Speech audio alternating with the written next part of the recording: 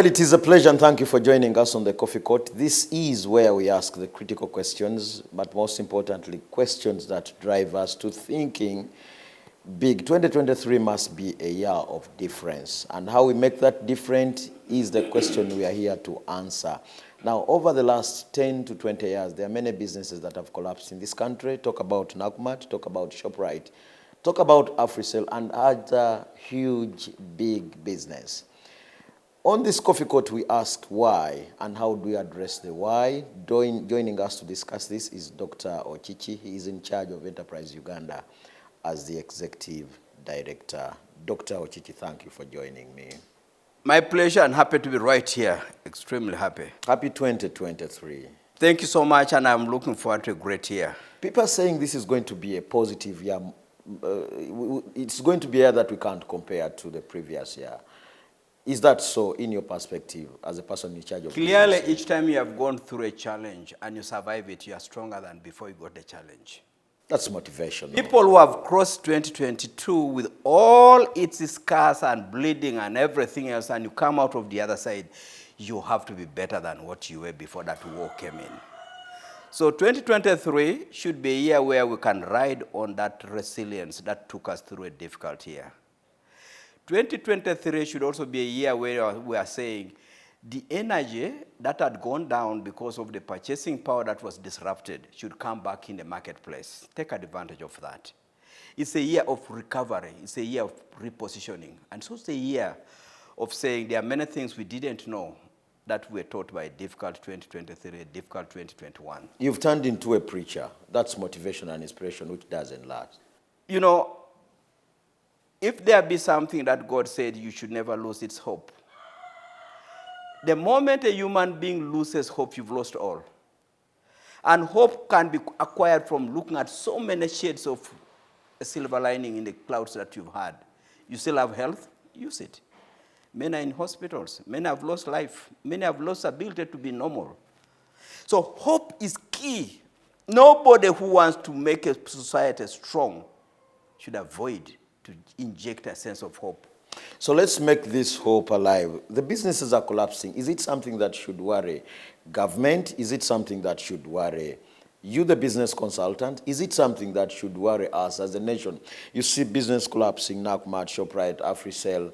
There are so many that if I began mentioning them, I can't finish them. Is it something that should worry us anyway? I would be deeply worried if the businesses are collapsing because those market segments have disappeared. When Nakumatt disappeared, Mega Supermarket came in, Carrefour came in, and the experience with those ones is so beautiful. People are continuing as if there was no disappearance of a Nakumatt. What does that say? There was something that Nakumatt should have done, they didn't do. Carrefour now is doing it. Mega Supermarket is now doing it. Capital shoppers that was in the space before didn't leave.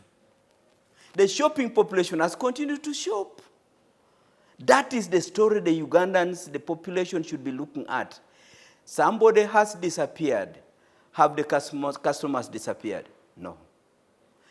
There was a company that was called Sebagal & Sons, a prestigious, excellent Ugandan-owned entity. I think everybody must be familiar with that company. If you wanted electricals, if you wanted bulbs, if you wanted the most genuine items, head down there. It went. Go and check that space and see the volume of growth. It's more than 10 times. Where is the market leader? Where are the customers? Where are the people who are making the sector grow 10 times? So those are the fundamental kind of questions that you get from a business consultant, rather than the general cry of saying, oh, the market is difficult. Even the big one has disappeared. No, but that's the truth. The market is difficult, Doctor. Very difficult. Very. The truth is, it will continue to be very difficult because of the two fundamentals of the marketplace. One of them is, if you want to enter the private sector and remain there, show me a customer who was happy with your solution yesterday and is coming back. If you show me a person who came and bought and is continuing to come back, please, you are fighting a good fight. And to make that work, you must have good workers, good technology, efficiency, and everything else. And you must continuously update yourself on the demands from the consumer. Is that easy? Never. You are number one. Is it a guarantee that you'll be number one? Never. But if you master this number one, which can only be confirmed by repeat business. Number two is coming to give you hell. Number two is people are seeing you earn money. They also want to earn money. Competition is coming. If you cannot cope with the competition, and when the competition is coming, they want your good employee. No, but they want your good customers. They don't want to come and start from say, no, this is owned by so and so, let's leave them in peace. They are coming for your customers, they are coming for your employees. That territory will never change. The MTNs are going through the same competition. They are not closing. That's what I'm saying. Many of them, they're not actually closing business. That's a good example to learn from. In other words, why didn't Nakumatt pick and leave from there? The airline industry is so ferocious, but people are still there. And if anything, they lift themselves even more. Look at the Japanese companies. Did you know that each time Toyota makes their next beautiful pickup, the first customers are Nissan? Why it refers to Japan and other countries? Because we are discussing matters that concern Uganda as a country. Why keep referring us to companies outside Uganda? Because the beauty is this. Ugandans know what a pickup from Toyota is. They know what a pickup from Nissan is. And they imagine that those two don't compete each other. Ferocious competition. And if Uganda needs to appreciate what it means to be in a business arena, they should never imagine there's a secluded market called Ugandan market.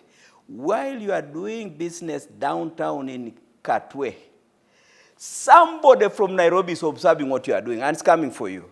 If you are not watching your territory, including a potential entrant from Katwe, Nairobi, you won't last. Are you saying huge businesses are paying attention to small business? Somebody is holding business in Nairobi and is paying attention to Chikubo? This is the message. For what reason? This is the message. The moment you have occupied your space, just know that everybody is watching what you are saying because we saw you take money yesterday. If you took money yesterday, I also need money. Now, if I see, because very few businesses are done at midnight. Almost all businesses are done daytime when everybody is watching. And because of that, we're all interested. So, just be aware. Whatever you are doing is being done by a human being. And whatever human being is doing, any other person can try and do it. In other words, the trait of learning, the day you postpone it, or even if you begin to learn just within your small pond, you are finished. This is not about politics, LOC5. Oh, I'm the LOC5 of Liantonde. Nobody will enter my territory. That's politics, not in business. In business, the business person from Masakas entered Liantonde. A business person from Bararas entered Liantonde. A business person from Amrua is entering Liantonde. There's no LOC5 Liantonde in business. So are you aware they're only closing in Uganda and they're being successful in other countries? Same leadership, both at the apex. They're only failing out in Uganda, but in other countries like Kenya, they're being very successful. It would be very, very deceptive for Ocici to associate with that statement, much as I sympathize with it. I sympathize with it because it makes people feel good. But as Ocici, a man whose arena on the business arena is so broad and always on the ground, I'll tell you this, Nakumatt has closed from Kenya. The owner of Nakumatt is a fugitive. Atul Shah is wanted in Kenya and is running. He's running. He left chaos in the entire economy. Never paid suppliers. Never paid landlords. He has become a fugitive. Now somebody might say, oh, the fellow took off from Uganda and maybe didn't do things in Uganda. Now he has gone to hide in Kenya. Step in Kenya. I'm just giving that one as an example. As an example. The moment you fail in a particular territory, never talk about geographical inability. Sure. Because the same territory where you have just pulled out from, somebody is flourishing. Somebody is flourishing. Barclays is jumping out of Africa. Absa is expanding in Africa. You get my point? ABSA had never gone across the continent. Today, ABSA is saying, this is my time, this is my day. Give Barclays another 5 years, they will be back here. But timid and trying to get back inside. They did this so about 15 years ago, they disappeared. Leaving only head office here, left out all the other territories. They came back full bang. Then again now at head office they say, our African resources are too small compared to the supervisory costs. Let's pull out of Africa. They will do the analysis again 15 years from now, and they will say, there are better returns in Africa than other continents. Let's go back to Africa. In business, there are no constant positions. Dynamics are many. Sometimes, like the Barclays decision, they are simply saying, we want a return of a certain volume compared to effort we are putting in. Now, if the return is not of that volume, for now, they jump out. But Barclays was doing extremely well in Africa. It was not loss-making. In Kenya, they were top range. In South Africa, they were top range. But now they say, compared to the resources we have in Africa, if we can pull those now and take to Eastern Europe, we'll do better. Not because Africa was bad. So how do we address the why and why these businesses are actually fading? What is it that we must pay close attention to so that a local Ugandan out there may know how to manage business and sustain it? It's one thing to start, and sustainability is also another thing. Doctor. So I go back to the principles that I described. If you want to go to the private sector, there are 2 laws that will keep you there. First of all, get you in, and then keep you there. Those 2 laws, number 1 is deliver a solution that meets customer expectations. No matter how big you are, no matter how tiny you are, no matter whether you have a leg or you have no legs, are you selling the eggs that I want? So I have not come into the marketplace asking for where there are orphans. Where are they located? I'm asking for eggs. That's rule number 1. Rule number 2 says, even when I buy eggs from you today, if you do not maintain the quality I tested yesterday, I'm out of the market. My shilling is not coming to you. So those are what I call the entry and sustainability rules. Now, how to maintain these rules is a set of things that you must address. And I normally take people that all the 5 pillars of running an enterprise must be working. You can be micro, you can be mega, you can be multinational, but number 1 is leadership and governance. It must be working. The leadership and governance is where you're supposed never to get satisfied with what you did last year. Well, in 2023, what targets have you put for 2023? Or are you simply saying, well, I survived 2023, God was great? God is simply saying, what did you do last year that you must ride on and get better? That's the first pillar. Okay. The second pillar is saying, your human resource must add value. This business of saying, I'm here to give jobs for my people. Stop that statement if you're a business person. Because you can't let your brother or sister sit home. When you have something to offer in terms of employment. Give the person money if they must be assisted. A customer is not coming to buy from Ocici's business because he has employed relatives.